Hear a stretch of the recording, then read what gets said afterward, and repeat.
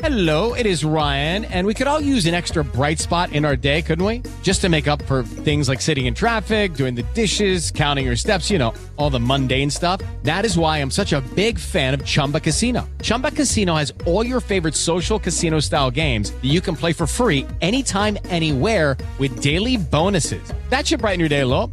Actually, a lot. So sign up now at ChumbaCasino.com. That's ChumbaCasino.com. No purchase necessary. VGW Group. Void where prohibited by law. See terms and conditions. 18 plus.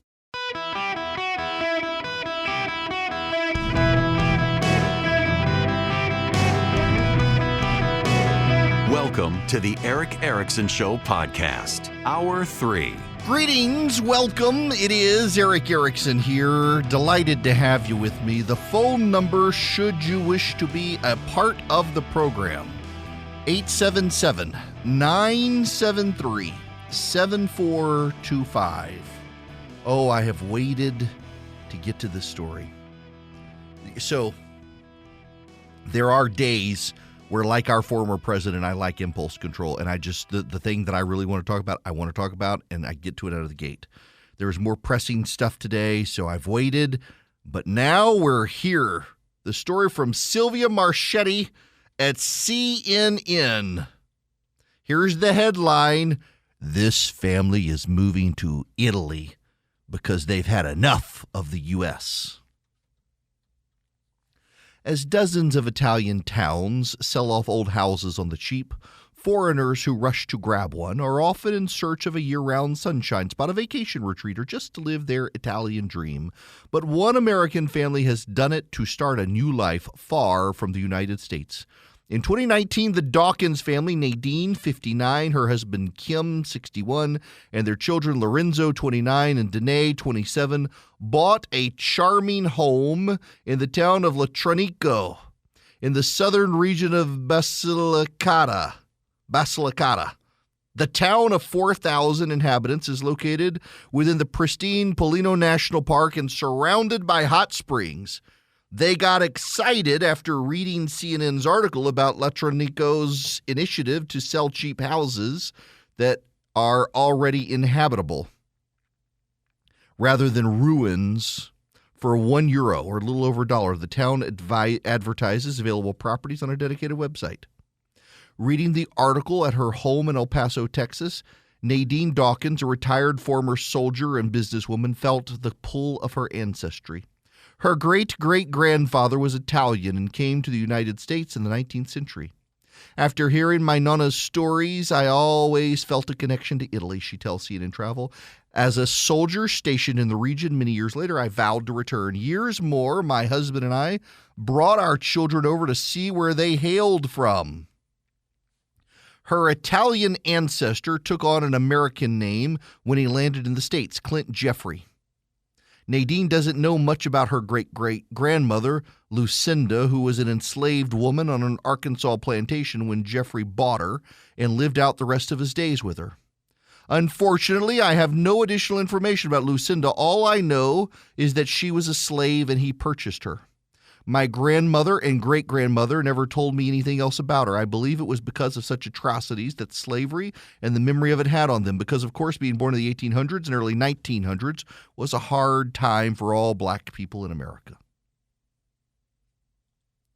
The family decided they wanted to leave the U.S. in 2020, following the murder of George Floyd. It showed the world how we, as black people in America, have been treated for centuries, says Nadine. All the racism, all the divisiveness, all the hate that the last administration brought to the forefront has caused an exodus from America of black people who have the means to do so, she says. Notice they just take her at face value on that. They don't actually fact-check her. Basically, police brutality towards black people, mass shootings from domestic terrorists, and just the overall hate in this country is why we're leaving the USA. Their move follows Nadine's 30-year career in the military.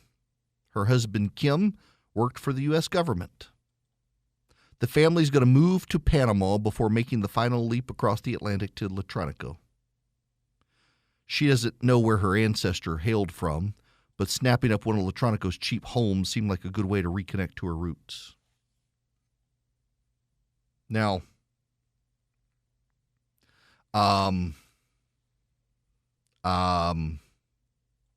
Well, the 3-story home belonged to an upper crust villager who had elegantly decorated it with pieces of antique furniture.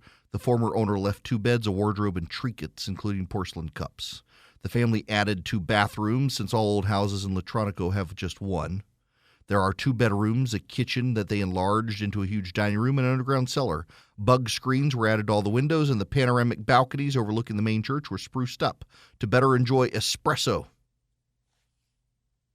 The property deeds were signed in 2021. The total final cost was $46,700. It's cute. It's a cute house. They're going to build a new life there. They plan to spend 6 months a year in Italy, using the 90 days in every 180-day rule that non-EU citizens must apply by. And they will apply for permanent elective residency visas that require a certain annual amount of passive income. The rest of the time, they're going to be spent in Panama. They want to become Italian citizens. Okay. God bless them. God bless her service. I hate it that she's decided she hates her own country, that she served in the military. But do you know where they're moving in Italy? They're moving to Latronico. Latronico in Basilicata, Italy, is, I'm pulling it up on my map, but it is southern Italy. It's south of Naples. It is, it's an area of Italy that's deeply anti-immigration. And it's an area of Italy that is not very friendly to a lot of people they perceive to be African immigrants. In other words, it's an area of Italy where if they think the United States is racist, they're about to see what it's like in southern Italy. I'm not making that up, by the way. Italy is a beautiful place and fascinating culture, but the South in Italy, because of the illegal immigrant boats that come over from Africa, is deeply anti-immigrant, particularly African immigrants. And here comes a black couple from the United States, despite having some Italian blood, and they're going to move there. They fixed up the house. They think they're going to be welcome. Maybe they will. Maybe they will be welcomed. It is a pretty area, you should know. It's unquestionably a pretty area, and it's becoming a very multicultural area. Now, Rome is pretty multicultural. Rome is, but Rome is not Italy. Italy's a whole country beyond Rome, and it's not exactly hospitable in southern Italy to immigrants of any kind. They're more hospitable to white Europeans than any others. So God bless them. I hope they're embraced. I hope they are loved as family. But I wouldn't count on it. They will be viewed as outsiders. Now, beyond that, though, just think about what's happened. This couple is being highlighted and says, well, all black people are leaving the country. No, they're not.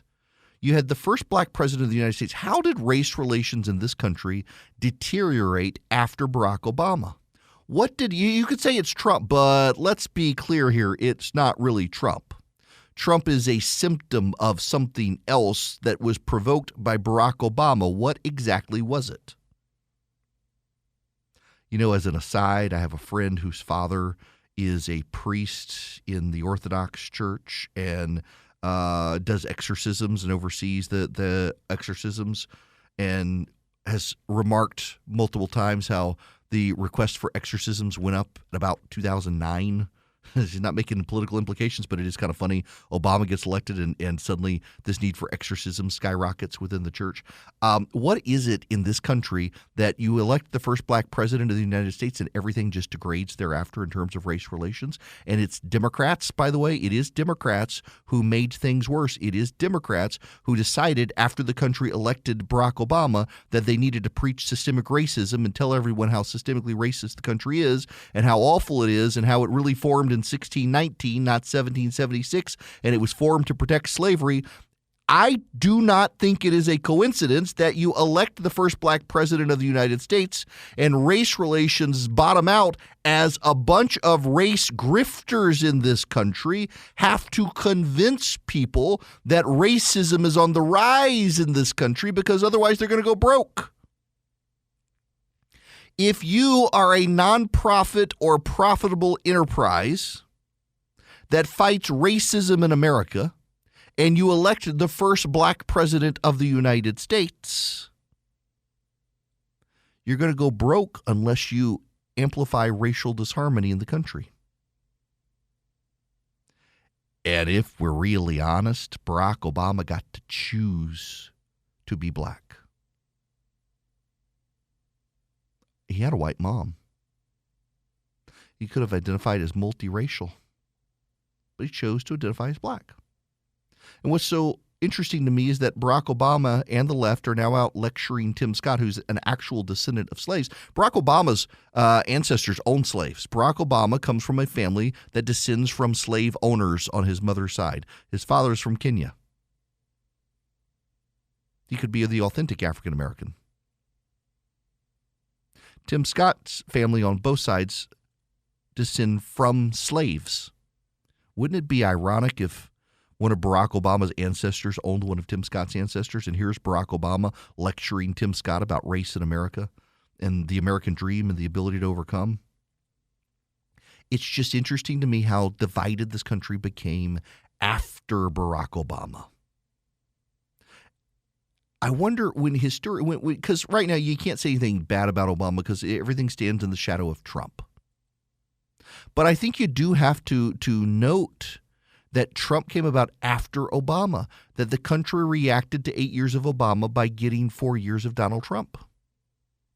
And this family has decided now after 8 years of Obama, and now you have Joe Biden and you have Kamala Harris, but they need to flee America for their lives.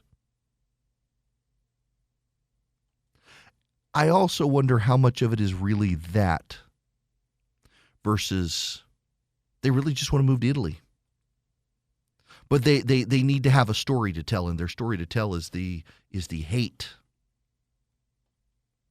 Because I got to tell you, given where they're going in Italy, they may be surprised by the reception they're going to find there.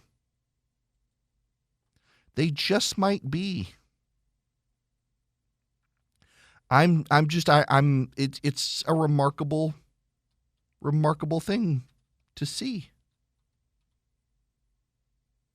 But you know what? I got to tell you, it's okay. It's their choice.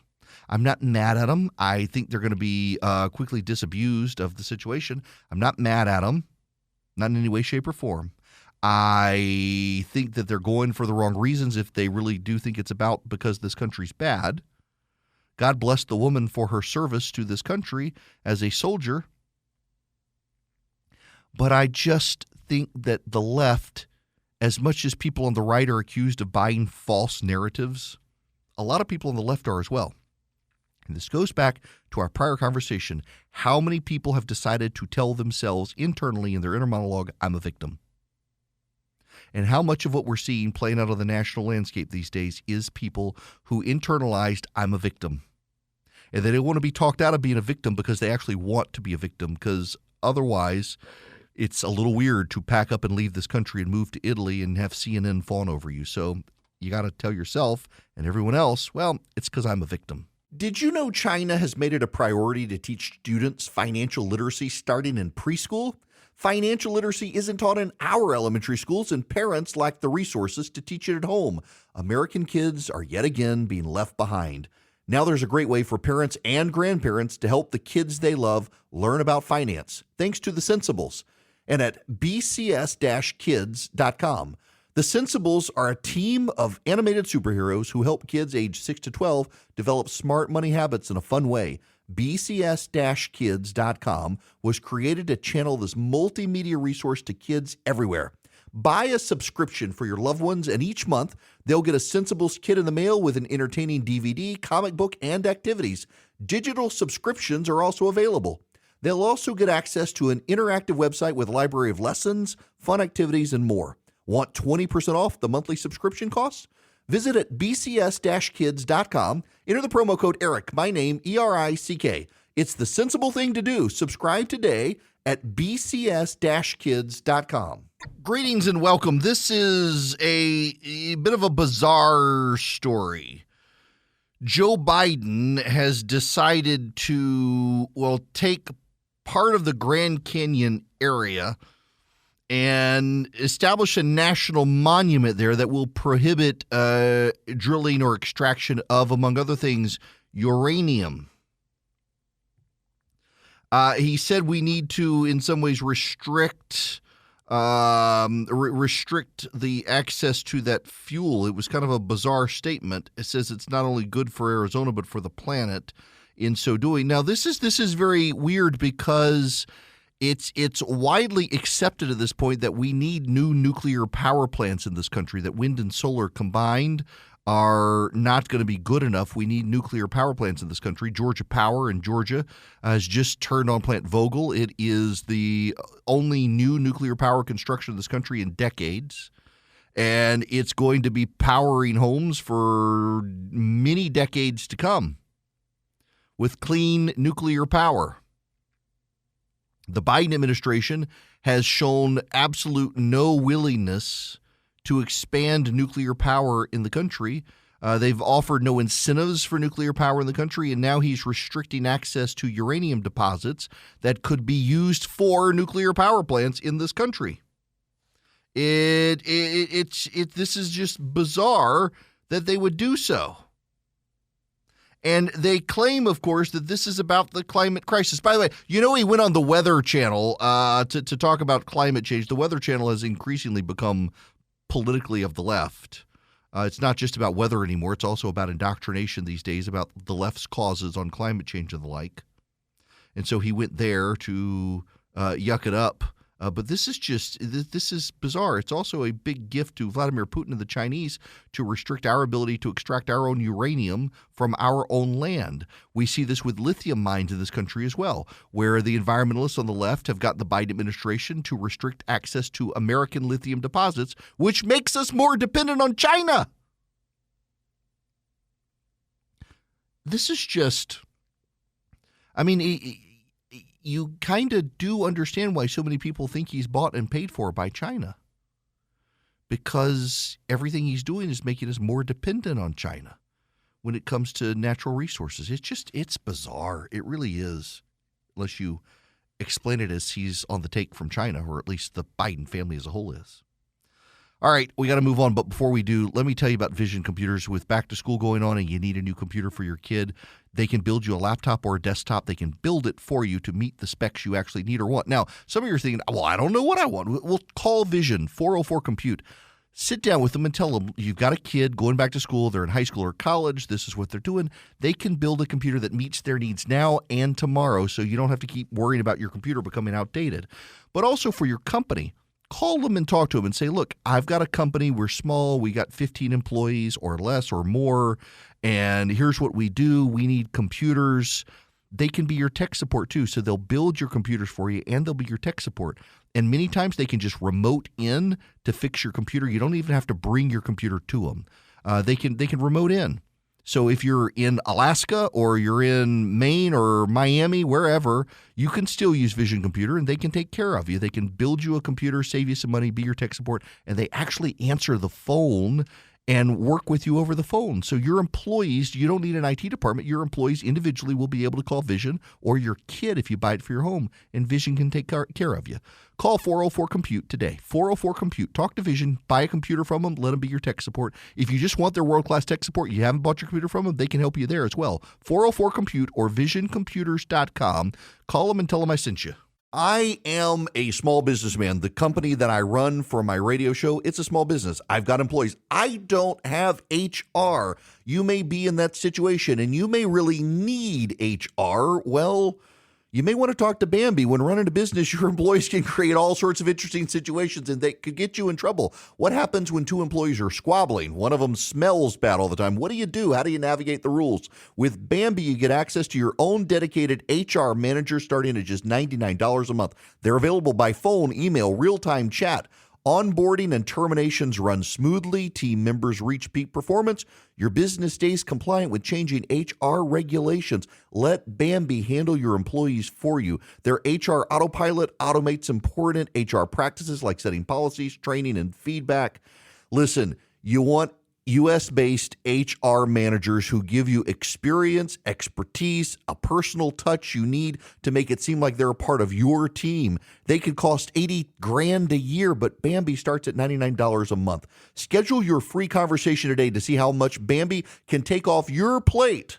Go to Bambi.com right now. Type in Eric Erickson under podcast when you sign up. It'll help you. It'll help your company grow. It'll help you keep peace of mind. It's spelled B-A-M-B-E-E. BAM, B-E-E.com. Bambi.com. Type in Eric Erickson. Welcome. It is Eric Erickson. The phone number is 877-973-7425. Ron DeSantis has fired another state attorney in Florida. This one had a press conference and ended giving the Antifa fist in the air salute, which pretty much tells you everything you need to know about what's going on there.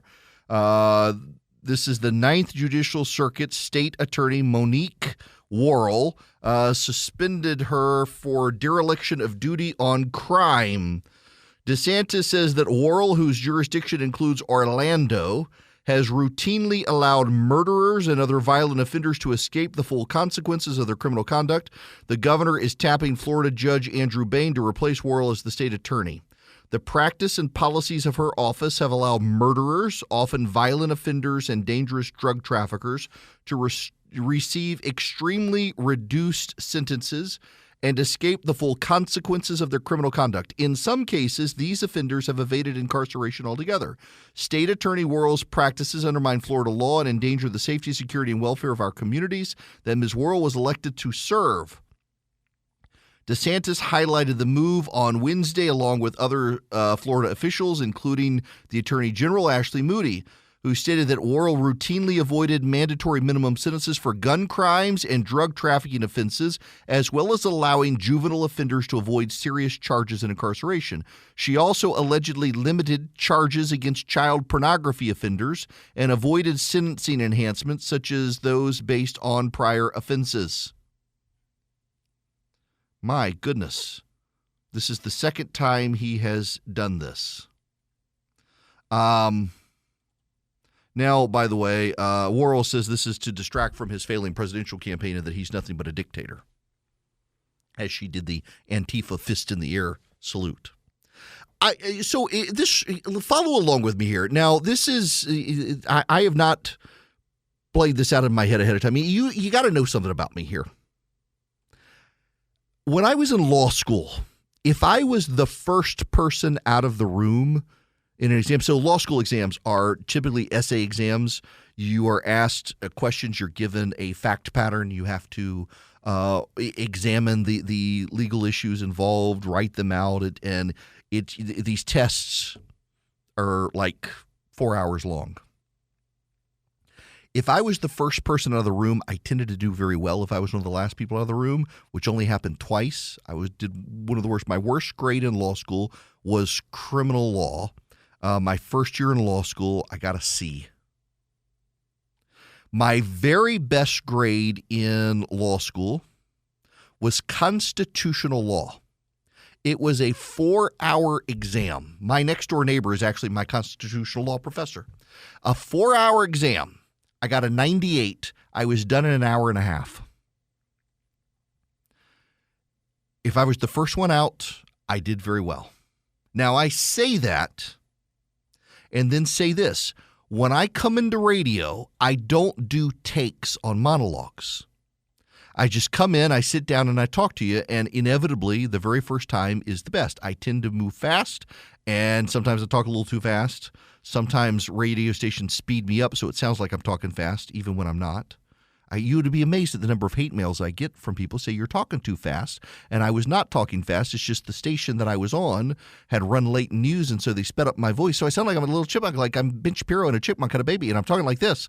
It happens. But out of the gate, I tend to just free-form it, not a lot of thought. Sometimes it gets me in trouble. Generally, it's the best take. And I'm about to do that now. And I need you to know that I haven't prepared for this, but I'm just pulling things together in my head. It's all starting to work out. Progressivism is not a well-thought-out ideology. I mean, just think about this. We were originally told by progressives that people are born gay or straight. And now we are told that it's all a choice. And that if you were born a man who is sexually attracted to other men, you might actually be a woman in a man's body and you need to transition. It's deeply incompatible sexual orthodoxy. And it deeply contradicts the patterns and practices of the left on sexual ethic. We see so much of this. The left says the climate is warming and we need renewable energy solutions, but they're opposed to nuclear power.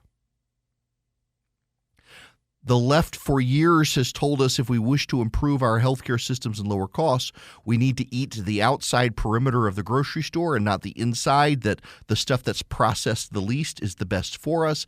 But now to save the planet instead of ourselves, we need to eat highly processed Beyond Burgers and Impossible Burgers because they're better for the planet because they're not cows and cows pollute too much. It's all deeply contradictory. And that now gets me to these prosecutors. The left says we have a gun violence problem in our country. But because they also believe we have a race problem in our country, refuse to punish the gun crimes in this country because the gun crimes disproportionately are done at the hands of young black men, in gangs or otherwise. They contradict themselves. They have competing claims. They have competing narratives, and they haven't been able to synthesize them. So here's the thing. Let me bring 2,000 years of Christianity into this.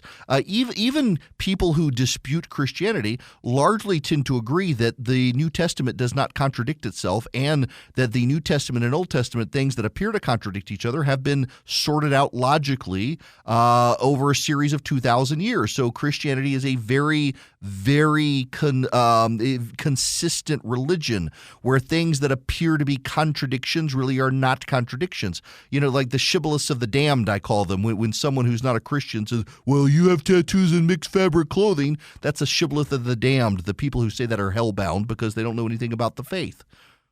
They don't know about the changes and the orthodoxies over time and the differences between the New Testament and the Old Testament. But over 2,000 years, Christianity has landed on consistency that doesn't contradict itself. Secularism is a rising new religion, and it's full of these contradictions. That we have too many guns in our country, and we need to crack down on gun violence, but the people who commit the most gun crimes in this country disproportionately tend to be young black men against young black men, and we can't prosecute them because they're victims of racism and systemic racism in this country. So you can't actually do anything to solve the problems of guns. It's completely contradictory on itself.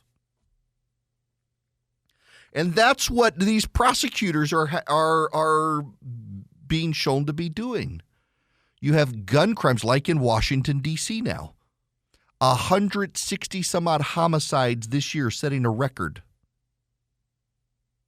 And the prosecutor, a Biden appointee, won't prosecute most of them as violent offenders, isn't pursuing them, is letting other gun criminals out of jail.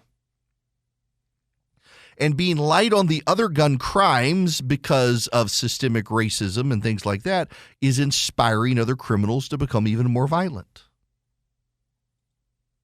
The left can't recognize it. They don't want to recognize it. It's deeply, deeply contradictory. But people are starting to realize the contradictions, and they're starting to rebel against those contradictions. Black and Hispanic Americans don't feel safe in their neighborhoods anymore as white progressives decide they need less police because police are the product of systemic racism. So Americans overwhelmingly are voting against the deep contradictions of the left. And, it may be the case. In fact, I will admit that one of the first things I thought this morning with hearing the news that after shaking up his campaign, announcing his campaign manager, bringing in a new campaign manager, Ron DeSantis, ousts this state attorney, it's a great way to get the message off his campaign reboot and focus on him being the governor of Florida, keeping people safe. It's smart politics. You got to give it to him. It is. It's a great way to get back into the conversation without talking about a sagging campaign that's lackluster, not doing what people expected it to do at this point. But also, it highlights a real issue that we as a people have to deal with, that the left's ideologies conflict with each other, and they're making choices based on intersectionality. That, okay, crime is bad, but if we prosecute too many young black gangbangers, well, that looks like racism, so we can't because racism trumps everything. Remember, they were all about anti-Asian violence, too, until it turned out that the majority of attacks on Asian Americans come from young black men in gangs. Then they had to get rid of that. So ultimately, into the end of the day, with the left, race is king. Everything is about race and racism. They define themselves based on skin color. It's not a surprise that so many slaveholders in the 1800s were Democrats. Everything's about race. The Democratic Party has never gotten over its obsession with race. They like to say mythologically, all those people became Republicans. No. George Wallace died a Democrat. They like to say things like that. Robert Byrd was in the KKK, died a Democrat. They like to say Republicans, all those racist Democrats became Republicans. That's not really true. Joe Biden, still a Democrat. Ask him about the Quickie Marts and the 7-Eleven. See what he says. It's going to be racist, whatever it is. There's just this level of obsession with race on the Democratic Party side, and it's so unhealthy, and it's beginning to have deep contradictory impacts in their public policies. They want to crack down on gun crimes. They want to confiscate guns. They want to make America safe from guns, and yet they can't prosecute gun crimes because of the racial disparities in the crimes that they would prosecute to keep people safe from guns. They can't do it because race is the be-all, end-all ideological foundation and cornerstone of the Democratic Party right now. Everything comes down to race and racism.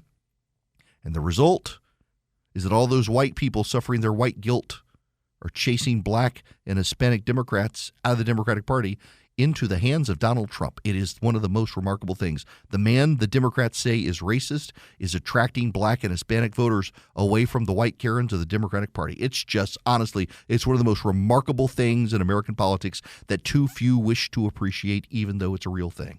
Hello there. Welcome. Glad to have you with me. I got to spend just a moment on foreign policy here. This is kind of important, and things are not going well for us in West Africa. Now, I realize that there are a lot of people who wish that the United States would just pull its soldiers out from all over the world, stop supporting places like Ukraine, just come home and leave the world to itself. That isolationism has provoked world wars in the past. And I realize that there are isolationists who try to rewrite history and say that's not really true, but actually is true. The United States is the leader of the free world. If we cede that ground, others who do not have our interests at heart will take over. And we're seeing this attempt by the Russians and others, including the Chinese in West Africa.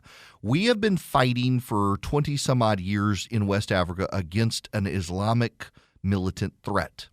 And the way we have done it is actually we send our soldiers there and they train those country soldiers. It's actually what George W. Bush doesn't get a lot of credit these days from people on the left or the right, but it was one of his genius programs in Africa. He cared deeply about the African continent, PEPFAR and other programs he deployed there. But one of the things he decided to do was, given the threat and the instability in Africa, we should train African nation soldiers and then let them do the fighting with our weaponry. And West Africa was a huge success, and we centered it out of Niger. We worked with the Ivory Coast and Ghana, Togo, Benin, Nigeria, Niger, Liberia, Sierra Leone, Senegal, and it's worked tremendously. We've had commando bases, special operations headquarters, and drone bases in West Africa. We've been helping them, train them to fight terrorists, to fight Islamic nationalists who are taking over countries there. And it's worked. Until now, in Niger, there's a coup. And do you know who one of the coup leaders is? The general that we trained. Yeah. Musa Salawa Bermao. He's the brigadier general, one of the coup plotters. The American military has courted the man for 30 years. We sent him to the National Defense University in D.C. He's had American officers in his home for dinner. He's in charge of the elite special forces of Niger that have been fighting the Islamic State fighters in Western Africa. He's the guy. And now he's on the side of the coup leaders, and we're trying to get the coup leaders to stand down. And we're still trying to figure out, the coup leaders have decided the president of Niger was bad and that they needed to oust him to somehow restore democracy. And we're still trying to figure out exactly what they want. The part of the problem here, too, is that the Wagner mercenaries who got thrown out of Russia after they charged up to Moscow, they're now all down in Mali and other West African countries wreaking havoc against our interests. And the problem is that the Islamic State is regrouping in Western Africa. Niger and Nigeria, both pluralistic, multi-religious democracies, have been overrun with the Islamic State. The violence in Nigeria, in northern Nigeria, is tremendous. Nigeria is south of Niger. And it's destabilizing. And the Biden administration seems to be intent on screwing it all up. And yes, by the way, this actually has a lot to do with the Biden administration, because the Biden administration very arrogantly decided if George Bush and Donald Trump were going to do something, even if Barack Obama preserved it, they were going to do differently. Remember what Bob Gates said about what Barack Obama did.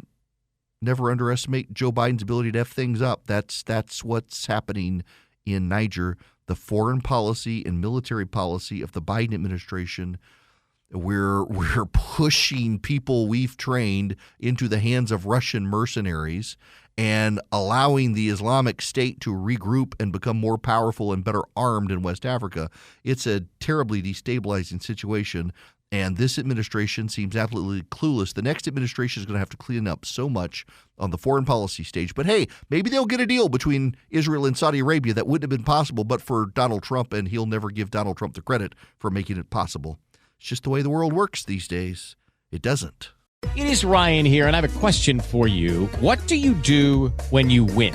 Like, are you a fist pumper, a woohooer, a hand clapper, a high fiver? I kind of like the high five, but if you want to hone in on those winning moves, check out Chumba Casino. At ChumbaCasino.com, choose from hundreds of social casino-style games for your chance to redeem serious cash prizes. There are new game releases weekly, plus free daily bonuses. So don't wait. Start having the most fun ever at ChumbaCasino.com. No purchase necessary. VGW Group. Void where prohibited by law. See terms and conditions. 18+.